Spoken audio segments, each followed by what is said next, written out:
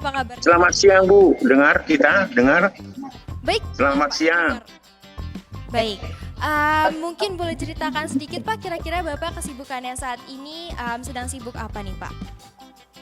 Iya, jadi kebetulan saya ini sejak Selasa kemarin hingga besok Jumat kita melakukan kunjungan kerja ke Kabupaten Asahan karena ada peristiwa perkosaan massal istilahnya ya, atau gang rape yang dilakukan oleh 10 orang pelaku.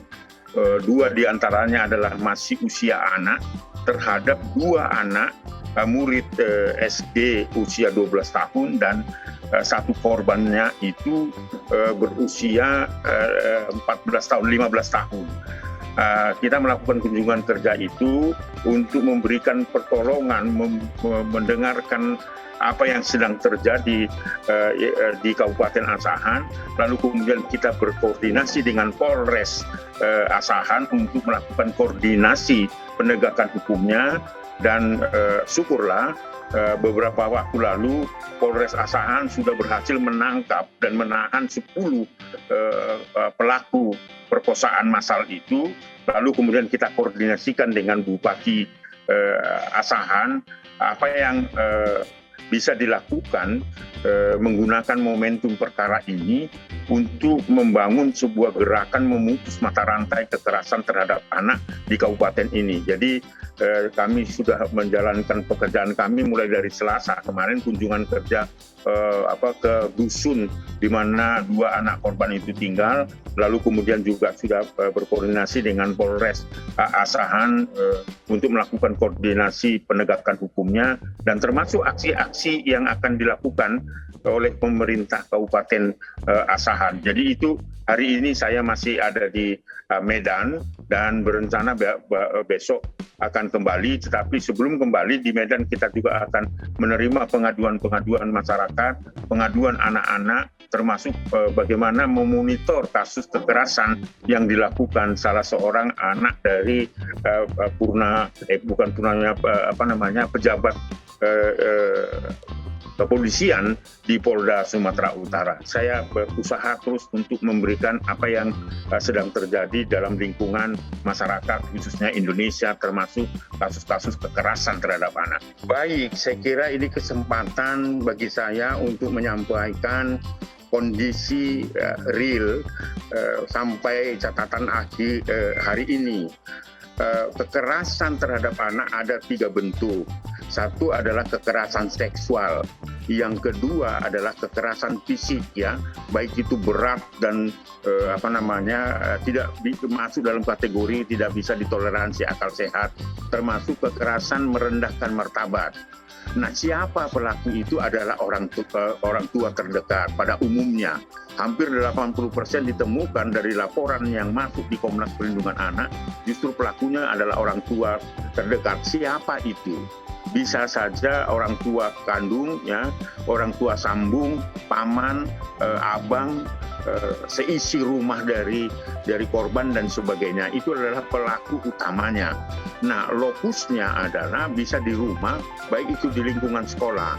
Nah, data yang kami peroleh sepanjang tahun 2022 sampai hampir pertengahan tahun 2023, itu kita sudah mendapatkan pengaduan secara langsung kasus kekerasan yang saya sebut tadi 3 bentuk itu ada 2.739 kasus. Nah, terjadi hampir ada di sekitar sekolah itu antara 32 sampai 33% adalah lokusnya sekolah. Di samping itu adalah lingkungan sosial dan termasuk dalam lingkungan keluarga. Pelaku juga selain orang terdekat yang saya sebutkan tadi, orang tua kandung, ya, paman, opungnya atau opa dan sebagainya, itu adalah lingkungan terdekat dari anak di rumah.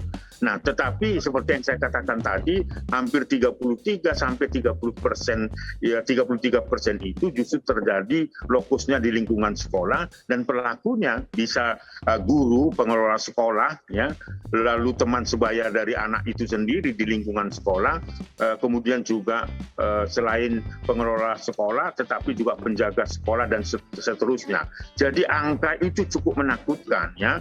Beberapa waktu lalu saya juga menerima pengaduan di daerah Brebes, Wonogiri, Makassar, kemudian Medan, ya, khususnya di Deli Serdang, kemudian juga kabupaten-kabupaten Labuan Batu, itu justru banyak pelakunya yang ditemukan adalah guru yang seharusnya menjadi garda terdepan untuk melindungi anak. Jadi selain rumah menjadi ancaman, tapi lingkungan sekolah juga menjadi ancaman. Oleh karena itulah diskusi pagi hari ini saya sangat senang sekali untuk bisa men-share kasus-kasus seperti itu supaya kalangan kampus itu bisa dijadikan dapur gerakan perlindungan anak untuk memutus mata rantai kekerasan terhadap anak di lingkungan sekolah. Karena lingkungan sekolah ini sudah sungguh menakutkan bagi anak-anak di samping lingkungan sosial maupun lingkungan rumah.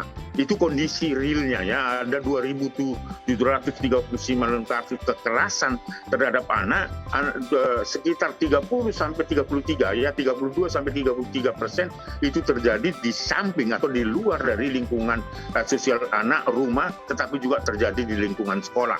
Seperti yang saya katakan, saya ingin mengulang kembali, pelaku-pelaku kalau di rumah adalah orang tua, kalau di lingkungan sekolah tentu bukan hanya guru saja, tetapi pengelola sekolah, penjaga sekolah, dan sesama dari anak itu sendiri sedang terjadi kejahatan seksual yang dialami oleh lingkungan anak-anak. Di samping itu juga yang sangat memprihatinkan kita, saat ini telah terjadi begitu banyak kasus-kasus bully yang terjadi di lingkungan sekolah. Siapa pelakunya bisa juga anak antara murid dengan murid yang lain, senior antara kelas 1, kelas 2, dan kelas 3. Tetapi juga jangan lupa kasus kejahatan yang dalam bentuk bully itu juga dilakukan oleh pengelola sekolah maupun guru.